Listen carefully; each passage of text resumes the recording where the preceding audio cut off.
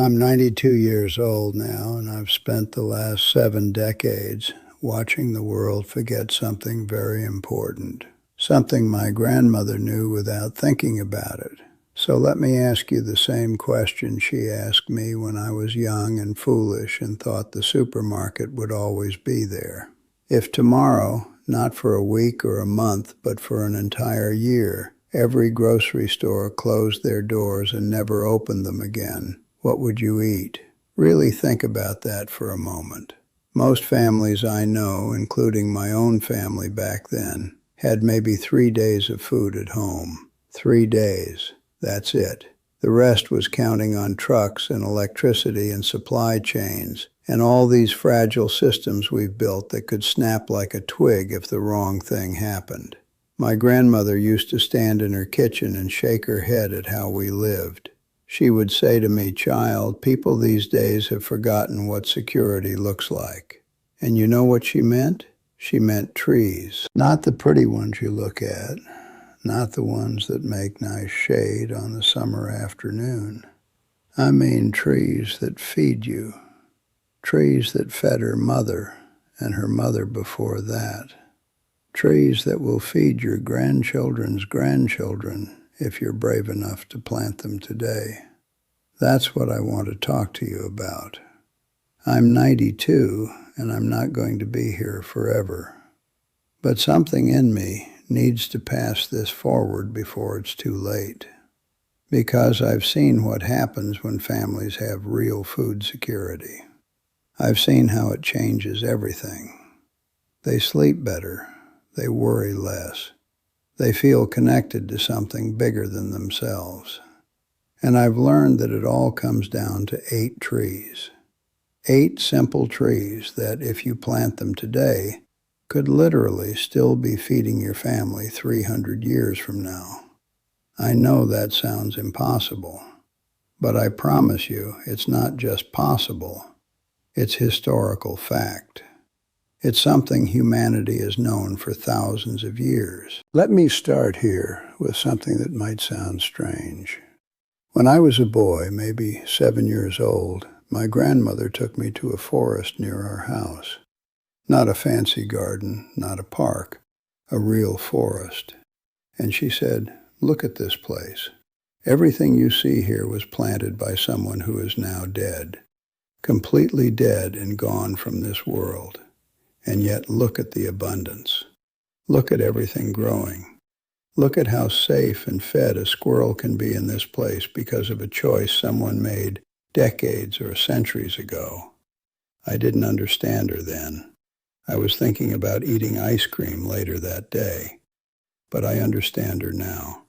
Every single day I understand her better. When I was in my 20s, a depression came, economic collapse. Families that had money suddenly had nothing. I remember watching neighborhoods divide into 2 groups. The ones who panicked because there was nothing in their houses to eat, and the ones who walked outside to their backyard, looked at their fruit trees and nut trees, and simply picked dinner. I saw secure families and desperate families, separated by nothing more than whether or not they had planted a tree 5 or 10 years before. That difference stayed with me my entire life. So let me tell you about the first 8 trees, and I want you to understand something crucial. I'm not talking about theories or nice ideas. I'm talking about survival food that has sustained entire civilizations for thousands of years. This is not decoration. This is not even hobby gardening. This is legacy building. The first tree I want to tell you about is the mulberry. I know most of you have never heard of them. That's exactly the problem. Mulberries almost disappeared because they're too fragile to ship to supermarkets, bruise easily, spoil quickly, so commercial agriculture abandoned them completely. But that fragility, that delicacy, is actually a gift to you. A mulberry tree, when it's grown and healthy, will produce 50 to 80 pounds of fruit every single year. Every year.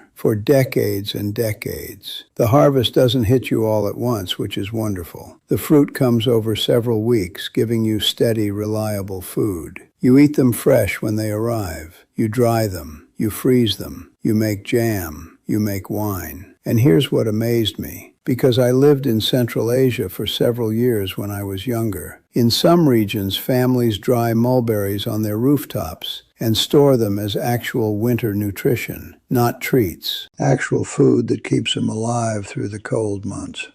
Dried mulberries have protein that surprises people. Real protein, real calories. When you plant a mulberry tree, put it somewhere where falling fruit won't drive you crazy, not over a driveway, not over a patio. Then water it during the first year while the roots establish themselves. After that, you're harvesting every summer. One planting, 50 harvests or more. That's not philosophy, that's mathematics. The second tree is the hazelnut. And now we stop talking about delicious food and start talking about survival.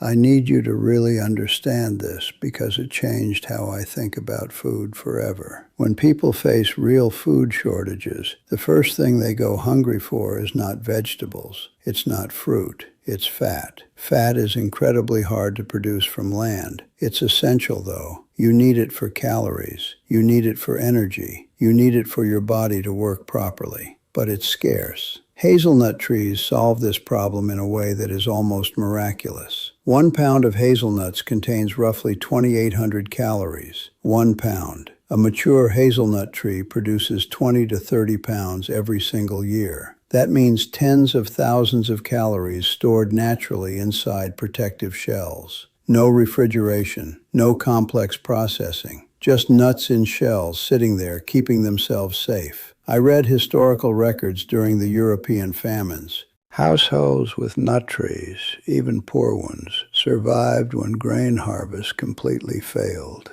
Those shells protected the food. The nutrition inside kept families alive through winters that would have killed them otherwise. Here's the important part I need you to hear. Hazelnut trees need what's called cross-pollination. You need at least 2 trees, 2 compatible varieties planted near each other. 1 tree alone gives you decoration. 2 trees give you decades of food production. Every fall, they quietly produce calories that many families today pay premium prices for in fancy stores. Once established, those trees keep producing for 40 to 50 years or more. The third tree is the fig.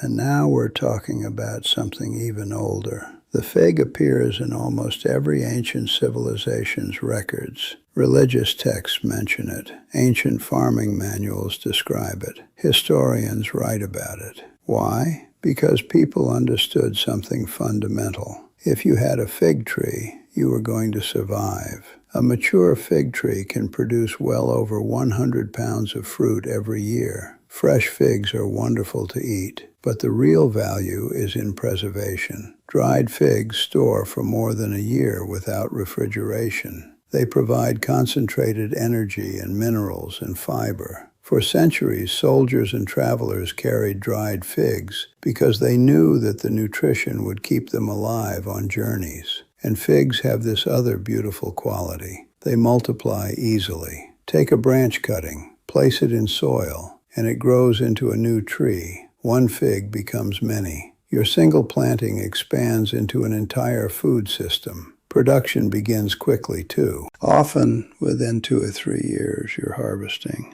In colder climates, certain varieties like Chicago Hardy or brown turkey thrive if you plant them near warm walls or sheltered locations.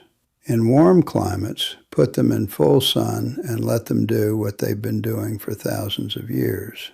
Plant 1 fig today, and your children may harvest from it for decades. The 4th tree is carob. When I was learning about food systems, carob was the tree that surprised me most. Carob is one of the most overlooked food trees in our modern world, and possibly one of the most resilient. Break open a carob pod, and you notice something immediately. It smells sweet, almost chocolate-like. That's not accident or coincidence. For thousands of years before global chocolate trade existed, before cacao traveled the world, carob served as the natural chocolate substitute across the Mediterranean. People weren't lacking dessert. They had food security through carob. The pods can be eaten raw, ground into powder, processed into syrup and flour. No added sugar required. The pods are naturally sweet and packed with energy. A mature carob tree produces between 200 and 400 pounds of pods every year. And here's what makes carob extraordinary compared to other fruits. Those pods store for years in a cool, dry place with almost no processing required.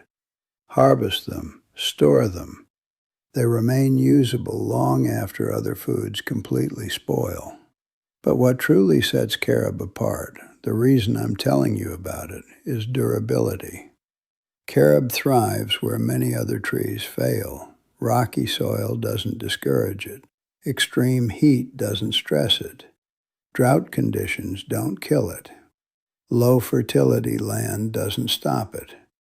It evolved specifically in harsh Mediterranean climates where dependable food production mattered more than perfect growing conditions.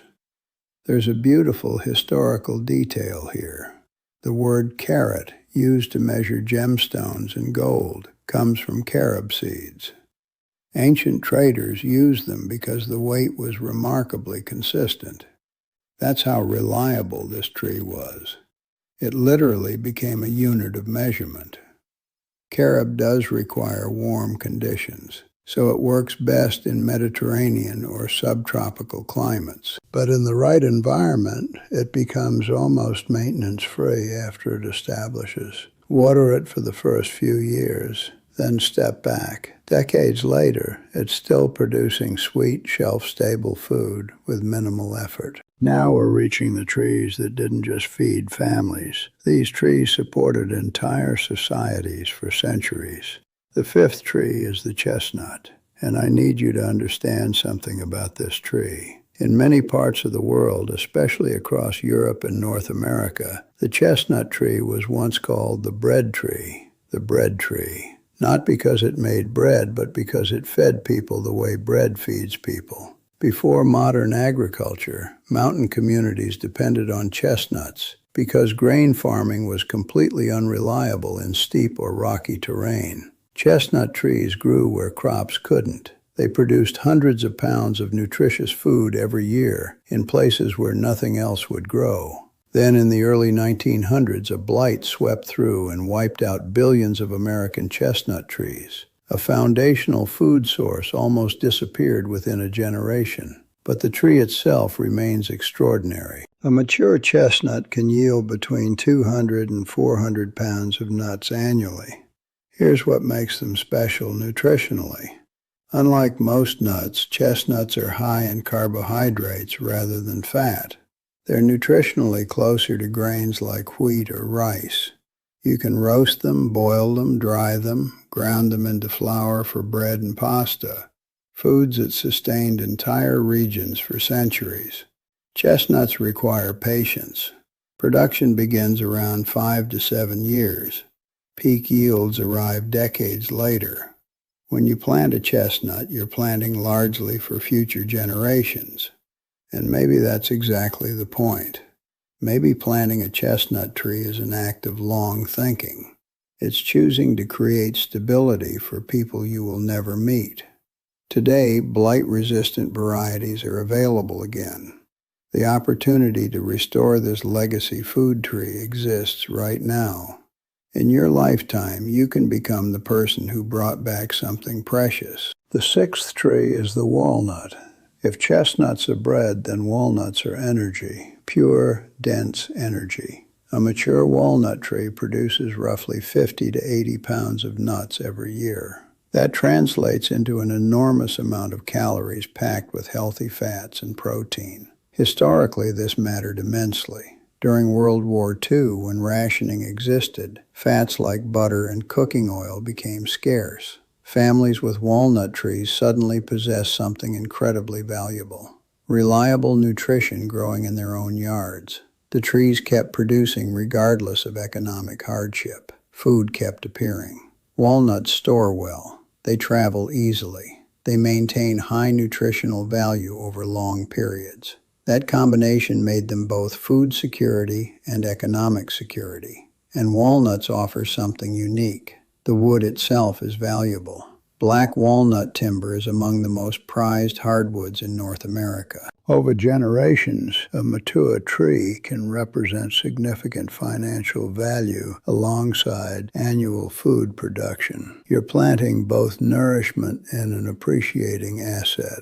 There's one practical consideration. Walnut trees release a compound called juglone, which can inhibit nearby plants. Vegetables and some fruit trees struggle within the root zone, so give walnuts space. Plant them away from gardens. Let them dominate their own area. Initial production takes several years, but once mature, walnut trees can live and produce for well over a century. A single planting today could still be feeding descendants 200 years from now. The seventh tree brings us to something even more profound: the oak tree. Look at an oak for a moment, not as scenery, not as background. Look at it as food. An oak may live for centuries, sometimes longer than recorded memory in a community, quietly producing harvests every single year, without irrigation, without fertilizer, without any management from you. And yet most people today think acorns are squirrel food.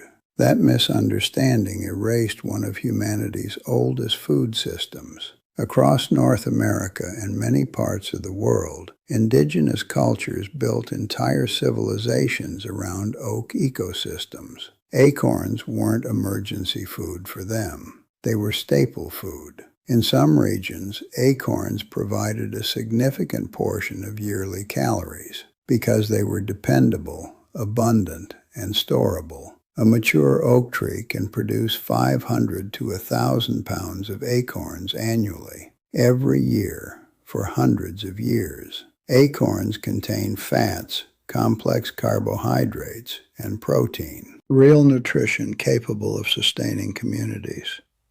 The only preparation required is removing natural tannins through soaking. That's it. A simple process practiced by humans for thousands of years. Some species, like white oak varieties, contain lower tannins and require minimal processing. Once established, an oak asks almost nothing in return. Here's the truth about planting one: you may never experience its full potential.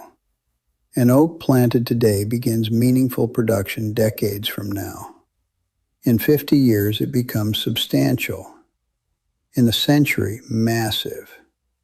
In 300 years, still producing. The people who benefit most will never know your name, but they will eat from your decision. The final tree brings us full circle, back to the beginning.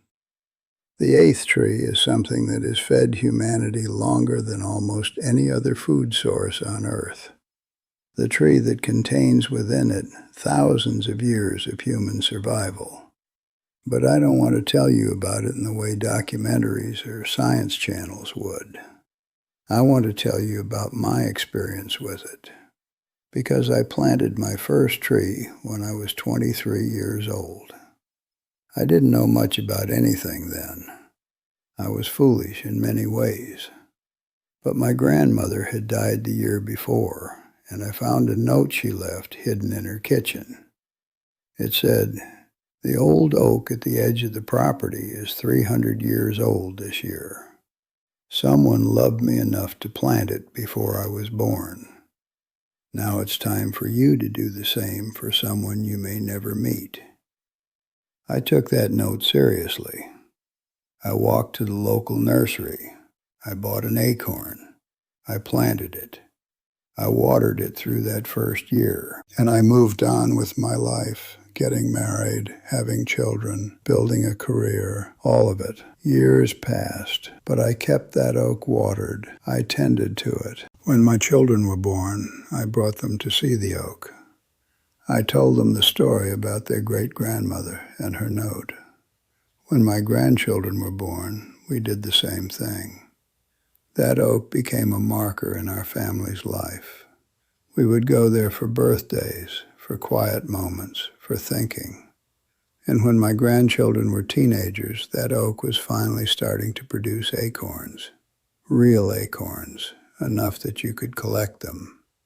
One day my grandson and I sat under that tree and I showed him how to process acorns, how to crack them, how to remove the tannins through soaking, how to prepare them as food. He looked at me and said, "Grandpa, how long will this tree live?" And I said, "Longer than I will. Longer than you will, probably. Longer than your children. Possibly your great-great-grandchildren will harvest from this tree." He got quiet.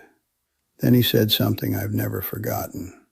He said, "That's the most beautiful thing I've ever heard." That's what an oak tree is. It's an investment in time that stretches beyond your own life. It's a conversation with the future. It's saying to people you will never meet, "I believe you matter. I believe you deserve security. I believe you deserve to eat from my hand across centuries."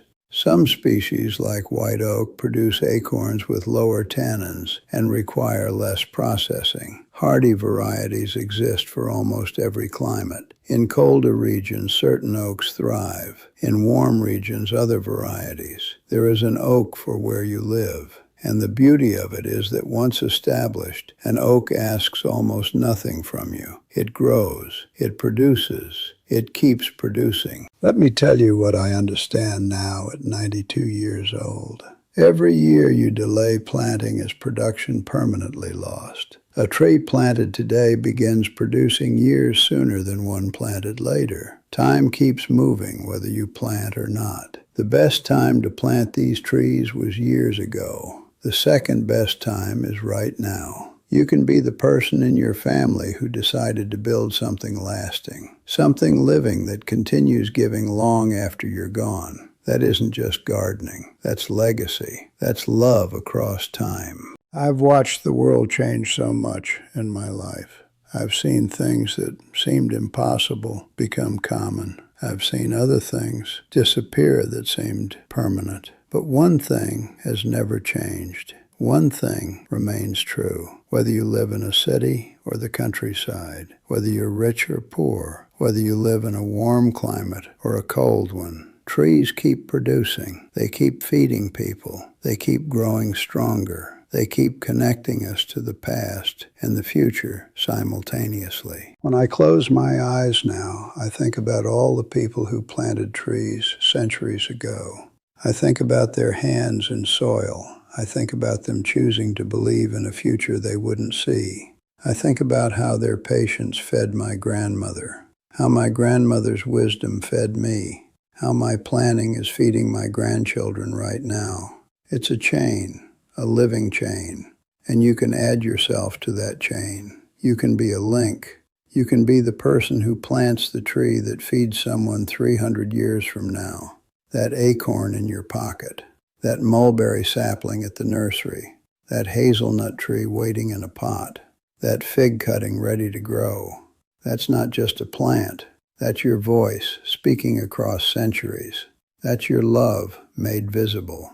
That's your belief that the future matters. That's your gift. I'm telling you this because I won't be here forever. None of us will. But what we plant keeps growing. It keeps producing, it keeps feeding, it keeps loving, long after we're gone. That's the real magic of a tree. That's why my grandmother planted hers. That's why I planted mine. That's why I'm asking you to plant yours. The best time was yesterday, but today is still here. And today you can make a choice that echoes into the future, that feeds your great-great-grandchildren, that connects them to you in a way that words never could, that tells them, without you ever meeting them, that someone who came before them believed they mattered. If this message changed how you think about food and the future, about legacy and love, subscribe to this channel, because every week we focus on practical ways to build gardens and food systems that last beyond the single season. We focus on teaching what our grandparents knew, on preserving what matters, on building connections to the future, on planting for people we may never meet. Tell me in the comments, which tree are you planting first? Are you starting with the mulberry because you want fruit you can pick this year? Are you going for the hazelnut because you want nuts for winter? Are you choosing the fig, the carob, the chestnut, the walnut? Or are you brave enough to plant the oak, the one that will still be producing 300 years from now? Tell me, because I want to know that you're out there planting, that you're becoming part of that chain, that you're making that choice.